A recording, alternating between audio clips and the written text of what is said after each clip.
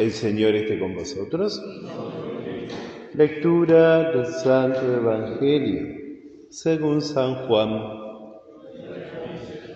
En aquel tiempo Jesús se apareció otra vez a los discípulos a orilla del mar de Tiberíades. Sucedió así. Estaban juntos Simón Pedro, Tomás, llamado el mellizo, Natanael, el de Caná de Galilea, los hijos de Zebedeo y otros 2 discípulos. Simón Pedro les dijo: voy a pescar. Ellos le respondieron: vamos también nosotros. Salieron y subieron a la barca, pero esa noche no pescaron nada. Al amanecer, Jesús estaba en la orilla, aunque los discípulos no sabían que era Él. Jesús les dijo: muchachos, ¿tenéis algo para comer? Ellos respondieron: no. Él les dijo: tirad la red a la derecha de la barca y encontraréis. Ellos la tiraron y se llenó tanto de peces que no podían arrastrarla. El discípulo al que Jesús amaba dijo a Pedro: es el Señor. Cuando Simón Pedro oyó que era el Señor, se ciñó la túnica, que era lo único que llevaba puesto, y se tiró al agua. Los otros discípulos fueron en la barca arrastrando la red con los peces, porque estaban solo a unos 100 metros de la orilla. Al bajar a tierra vieron que había fuego preparado, un pescado sobre las brasas y pan. Jesús les dijo: traed algunos de los pescados que acabáis de sacar. Simón Pedro subió a la barca y sacó la red a tierra llena de peces grandes. Eran 153 y a pesar de ser tantos, la red no se rompió. Jesús les dijo: venid a comer. Ninguno de los discípulos se atrevía a preguntarle: ¿quién eres?, porque sabían que era el Señor. Jesús se acercó, tomó el pan y se lo dio, e hizo lo mismo con el pescado. Esta fue la tercera vez que Jesús resucitado se apareció a sus discípulos. Después de comer, Jesús dijo a Simón Pedro: Simón, hijo de Juan, ¿me amas más que estos? Él les respondió: sí, Señor, tú sabes que te quiero. Jesús le dijo: apacienta mis corderos. Le volvió a decir por segunda vez: Simón, hijo de Juan, ¿me amas? Él le respondió: sí, Señor, sabes que te quiero. Jesús le dijo: apacienta mis ovejas. Le preguntó por tercera vez: Simón, hijo de Juan, ¿me quieres? Pedro se entristeció de que por tercera vez le preguntara si lo quería y le dijo: Señor, tú lo sabes todo, sabes que te quiero. Jesús le dijo: apacienta mis ovejas.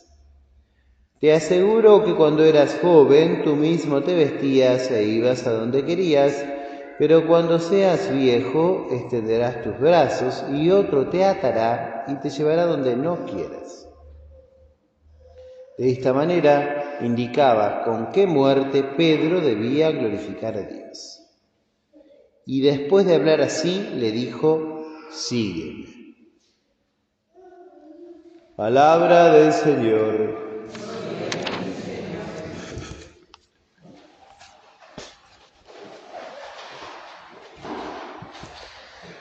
Estamos en este domingo celebrando el tercero de Pascua, en la cual nosotros escuchamos siempre los evangelios de la resurrección de nuestro Señor Jesucristo.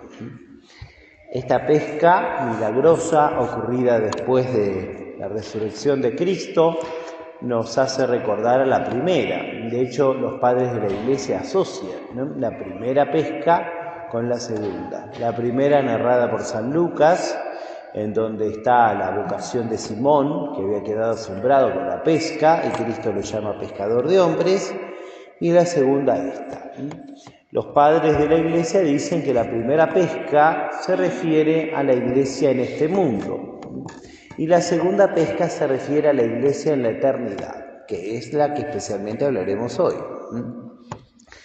Y justamente esta segunda pesca hay un recuerdo de la primera, es decir, Jesucristo confirma la vocación de cada uno de los apóstoles para que sean testigos de Cristo y enviados al mundo, no pescadores de peces, sino pescadores de hombres. Podemos decir, como Cristo está en la orilla y está resucitado, esto representa cómo Jesucristo está victorioso en la gloria del Padre, pidiendo por nosotros, mirando a la barca. Es decir, nuestro Señor, desde la diestra del Padre, no deja de pedir incesantemente por la iglesia que está en el mundo. La barca es la iglesia, ¿no? La barca está en el mar, sacando peces. El mar es un símbolo del mundo. Y de la misma manera que el mar se agita fácilmente con el viento, así de la misma manera este mundo se agita fácilmente con las tentaciones del demonio. Bueno, la barca está sobre el mar, está sacando los peces, es decir, la Iglesia Católica está sobre el mundo, sacando los peces del mundo justamente para subirlos a la barca, porque de la misma manera que sin la barca no se llega a la orilla, de la misma forma fuera de la Iglesia Católica no hay salvación. Porque Jesucristo es el único nombre dado a los hombres por el cual debamos salvarnos, como dice San Pedro en el libro de los Hechos. Y no hay una separación entre Cristo y la Iglesia Católica, porque la Iglesia Católica es el cuerpo místico de Cristo, como dice San Pablo, y Cristo es la cabeza y el esposo de la Iglesia. Y el hombre no puede separar lo que Dios ha unido. Gran misterio es este, dice San Pablo, y yo digo que se refiere a Cristo y la Iglesia.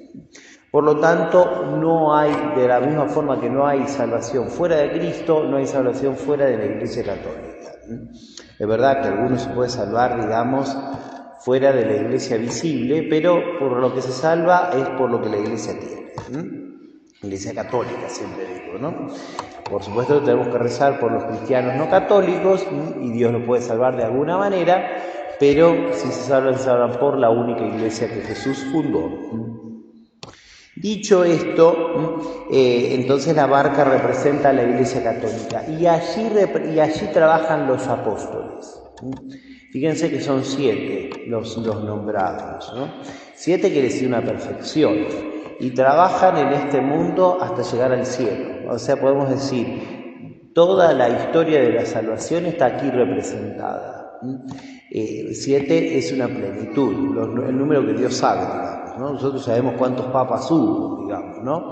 Pero no sabemos después cuántos obispos hubo, ni cuántos sacerdotes hubo. Eso lo sabrá Dios en su ciencia infinita, digamos, ¿no?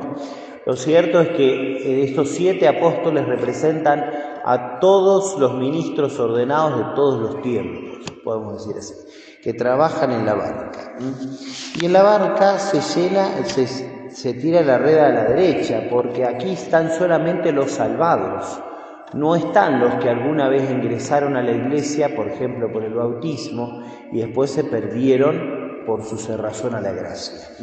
Aquí están solamente los redimidos, los elegidos. Y por eso dice, la red no se rompe, porque los que llegan a la eternidad llegan todos unidos en la sangre de Cristo, porque la iglesia es una, santa, católica y apostólica. Es una y única. Por eso la red no se rompe. Y en esta red que no se rompe hay 153 peces, ¿no? Los padres han explicado largamente este número. San Agustín dice que este número 153 se forma por el 17. 17 quiere decir, en la explicación del Hiponense, 10 más 7. 10 son los 10 mandamientos y 7 son las virtudes, digamos, ¿no? Las virtudes teologales y las cardinales. Son 7, que es una perfección, ¿no? Si uno suma 1 más 2 más 3, así sucesivamente hasta 17, le va a dar el número 153. Es decir, 153 es los que han vivido la ley antigua y la nueva ley. es decir, los que han cumplido todo. San Jerónimo dice que este número 153 son la cantidad de peces que los antiguos conocían que había en el mar. Es decir, dicho de otra manera, estos 153 sería, como dice aquí el libro del Apocalipsis, o esta multitud de toda lengua, pueblo, raza y nación, que son salvados, que son redimidos. Es decir, la Iglesia es enviada por Dios a salvar a todas las naciones, a todos los pueblos, a todas las lenguas. Y de hecho, ese es uno de los signos que tiene que ocurrir antes del final de los tiempos. La Iglesia tiene que predicar el Evangelio a todas las naciones. No quiere decir que todas las naciones en ese momento sean católicas. Quiere decir que el Evangelio tiene que haber llegado a todas las naciones. Es posible que algunas naciones hayan perdido la fe, es decir, que hayan caído en la apostasía. Pero sí, la Iglesia enseña eso, ¿no? Que el Evangelio tiene que ser predicado en todos los rincones del mundo, digamos. Es lo que significa este número 153. Y en esta función de que tiene la Iglesia de salvar los hombres para Dios, hay dos apóstoles especialmente que se distinguen. El primero es Pedro y el segundo es Juan. Pedro lo vemos claramente distinguido en este Evangelio. Primero, Pedro es el que tiene la iniciativa de salir a pescar. Pedro es el que, cuando Juan dice que es el Señor, se tira al agua. Pedro es el primero que Cristo se dirige a él cuando le dice, me amas más que estos, etc. Así que Pedro, podemos decir, aquí está destacado. Pedro en este aspecto es símbolo evidentemente de la jerarquía de la Iglesia, especialmente del sucesor de San Pedro, ¿no? Del Papa. Bueno, ante todo nosotros tenemos que ver que Cristo lo confirma en la fe, lo confirma en la función de ser la cabeza visible de la Iglesia. Y esto justo en esta época muy particular que estamos nosotros, que estamos ahora con sede vacante, que probablemente esta semana elegirán al nuevo sumo pontífice, es muy importante esto, recordar esto, ¿no? El Papa es la cabeza visible de la Iglesia. Fíjense que los apóstoles no le dicen, mira, vos no negaste a Cristo el Viernes Santo, ¿no? Entonces pongamos otro. Bueno, no. Pedro es confirmado, ¿no? En esta función. Así que esto es muy importante, ¿no? Que uno siempre mire más que la persona material de quien haga el oficio, ¿no? Sino que mire la decisión de Cristo de confirmar a Pedro en la vocación, ¿no? Esto es muy importante porque a veces uno se queda en los pecados de las personas, ¿no? Pero ante todo hay que ver la elección de Dios, ¿no? La elección de Dios que tiene para sus ministros, ¿no? Por supuesto que ojalá que Pedro sea santo, y es lo que todos queremos, o que todos los papas sean santos, o que todos los obispos sean santos, o que todos los sacerdotes seamos santos. Claro que sería lo ideal. Pero lo cierto es que Dios no cambia sus promesas. Y Jesucristo ha dicho que Él va a estar siempre con la Iglesia hasta el final de los siglos. Con los hombres o a pesar de los hombres, digamos, ¿no? Por supuesto, insisto, que los ministros tenemos una obligación grave delante de Dios de ser santos, sí, pero también nosotros como fieles tenemos obligación de permanecer siempre en la Iglesia y aceptar a aquel que el Señor ha puesto allí. Por eso nosotros siempre vamos a ver al Papa como el vicario de Cristo y el sucesor de San Pedro, no el sucesor de un Papa o del otro, ¿no? Sino el sucesor de San Pedro. Pero junto con esto, Pedro también tiene que recordar que tiene esta misión de hacer las veces de Cristo, porque nuestro Señor le dice, apacienta mis ovejas o mis corderos. Es decir, las ovejas o los corderos no son del Papa, bueno, no hay Papa ahora, pero del Papa que fuere, ¿no? Sino son de Cristo. Las ovejas y los corderos son de Cristo. Entonces, al que nosotros obedecemos es a Dios. Fíjense que el mismo Pedro lo dice en la primera carta, en el libro de los Hechos que nosotros escuchamos. Hay que obedecer a Dios antes que a los hombres. Y esto es muy importante, ¿no? Porque cuando uno obedece al superior que sea, los niños a sus padres, los alumnos a sus maestros, ¿no? El empleado a su empleador, los fieles al sacerdote, ¿no? O los fieles al obispo, o los fieles de la Iglesia Universal al Papa, o que fuere, nosotros obedecemos a Cristo en realidad, ¿no?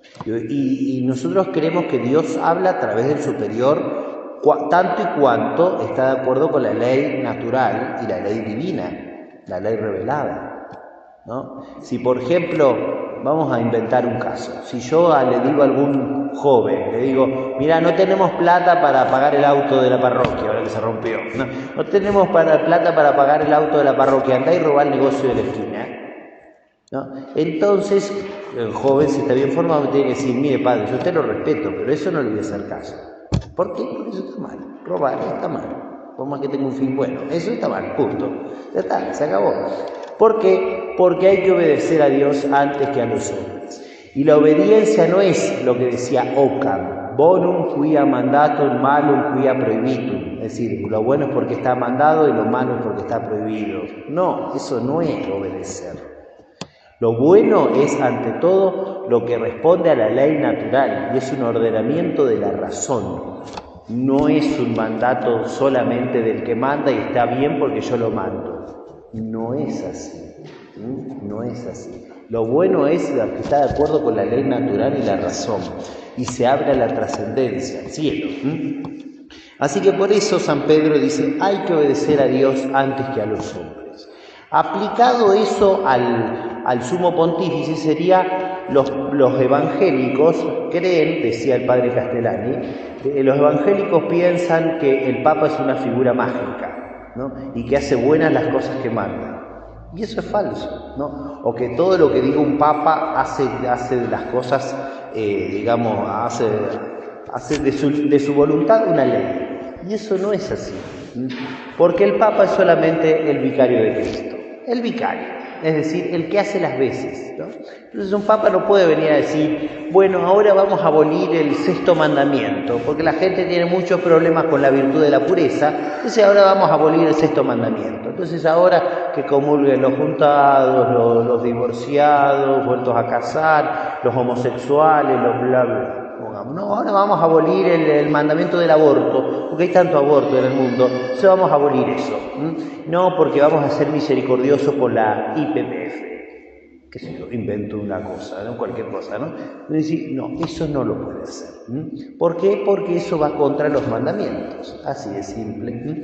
Por eso es que los cristianos amamos al Papa, rezamos por el Papa, lo seguiremos al Papa, pero no somos papólatras, no somos papólatras. Es decir, para nosotros la fe no cambia cuando está un Papa o está el otro, ¿no? O viene este Papa, bueno, no hay Papa ahora, ¿no? Pero o viene con el Papa que fuere. ¿Por qué? Porque nosotros sabemos que el Papa es solamente el vicario y la Iglesia es de Cristo. Así de simple. Vicario quiere decir el que hace las veces de. O sea, la Iglesia no es del Papa de turno. Bueno, junto con esto, que nosotros seguimos a Pedro, porque vemos en Pedro que es el vicario de Cristo, y cada vez que Pedro confirma en la fe, nosotros podemos decir, Pedro ha hablado por boca de león, como dijeron en el concilio de Calcedonia, cuando escribió aquella carta reafirmando las dos naturalezas de Cristo y la unidad de la persona de nuestro Señor, ¿no? Bueno, una vez que nosotros vemos esto, también vemos que en la Iglesia es muy importante la imagen de Juan.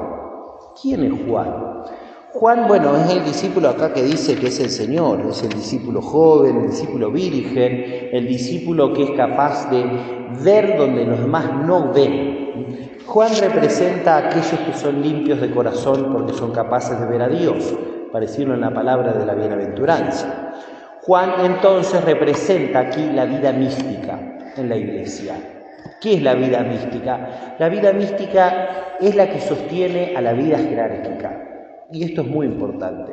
Justamente en este tiempo donde hay tantos teólogos o pseudoteólogos, ¿no? O cardenales incluso, ¿no? Que dicen, bueno, ahora tenemos que nombrar cardenales a las mujeres, o tiene que haber sacerdotisas, o que bla, bla, eso. un montón de pavadas, digamos, ¿no?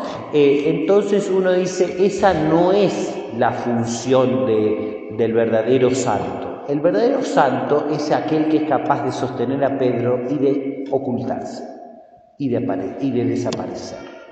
El santo es aquel que entiende la voluntad de Dios y que la ve antes que Pedro y que tiene la función a veces de recordarle a Pedro, mira esto, ¿no? Como acá hizo Juan, es el Señor, y él se quedó ahí, pero Pedro fue primero.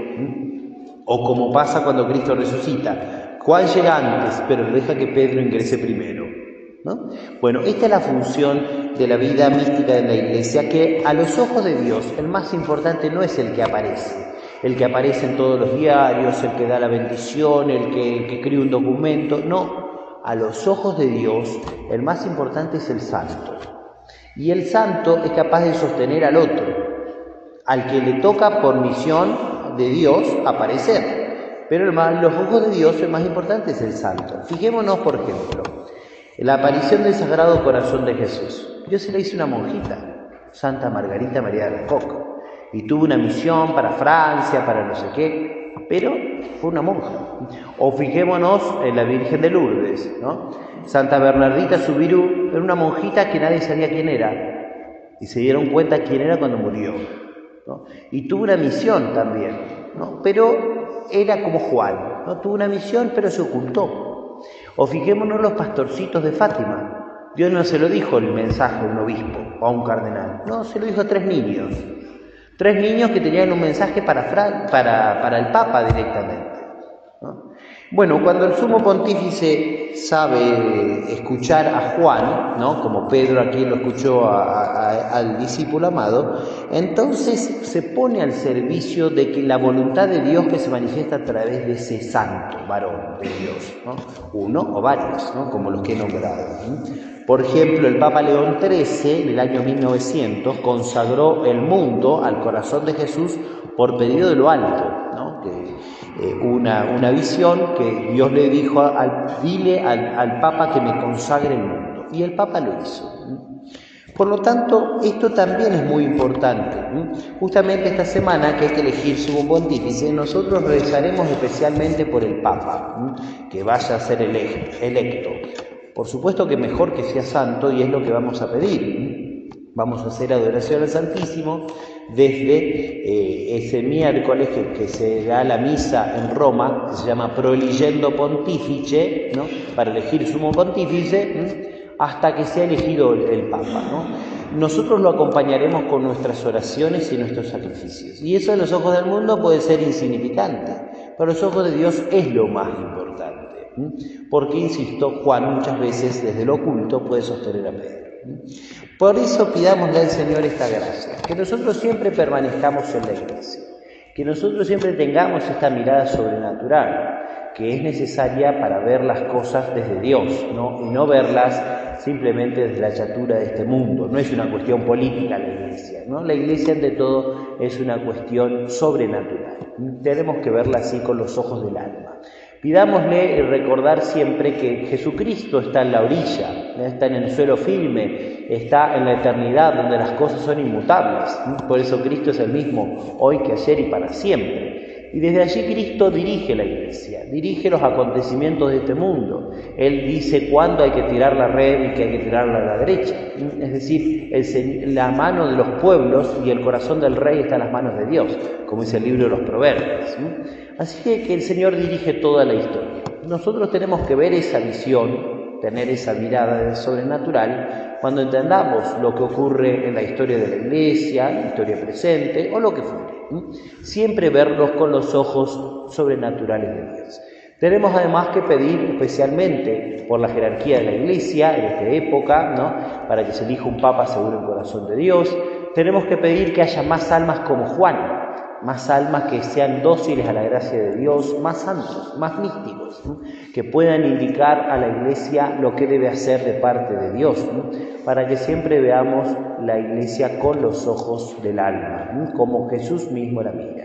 Pidámosle a la Virgen Santísima que nos conserve como buenos hijos de la Iglesia, que podamos amarla siempre, ¿no? con sus defectos y con sus virtudes. Defectos porque estamos nosotros aquí, virtudes sobre todo porque la Iglesia es ante todo la gloria de Dios que brilla en sus hijos más eminentes, que son los santos. Pidamos a Nuestra Señora entonces para que siempre tengamos esa mirada de Dios y podamos llegar algún día a la ribera de la eternidad.